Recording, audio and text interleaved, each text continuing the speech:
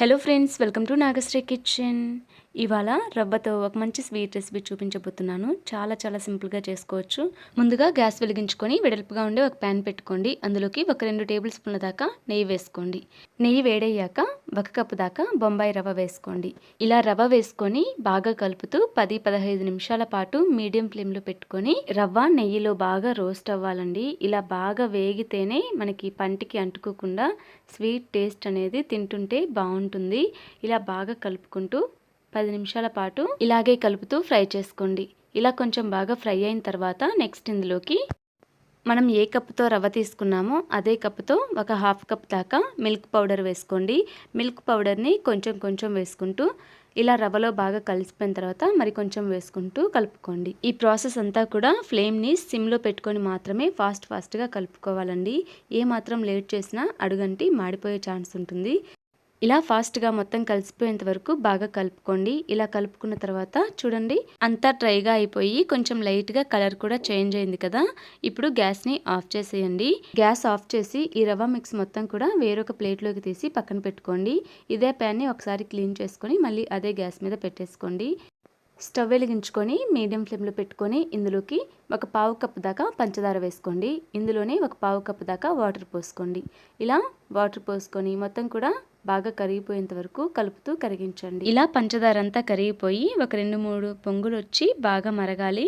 ఇలా 2 మినిట్స్ పాటు మీడియం ఫ్లేమ్లో పెట్టుకొని ఈ పాకాన్ని బాగా మరిగించండి. ఎలాంటి పాకం రావాల్సిన అవసరం లేదు. ఇలా జస్ట్ పంచదార కరిగితే సరిపోతుంది. నెక్స్ట్ ఇందులోకి ఒక చిటికెడు యాలకుల పొడి వేసుకోండి ఫ్లేవర్ కోసం. ఇలా యాలకుల పొడి వేసుకొని ఒకసారి కలుపుకొని ముందుగా మనం సిద్ధం చేసి పెట్టుకున్న రవ్వ మిక్స్ని ఇందులో వేసుకోండి. ఇలా రవ్వ మిక్స్ని కొంచెం వేసుకుంటూ ఇది పాకంలో కలిసిపోయేంత వరకు ఒకసారి ఇలా బాగా కలుపుకుంటూ మొత్తం కూడా అయిపోయేంత వరకు ఇదే ప్రాసెస్లో ప్రిపేర్ చేసుకోండి.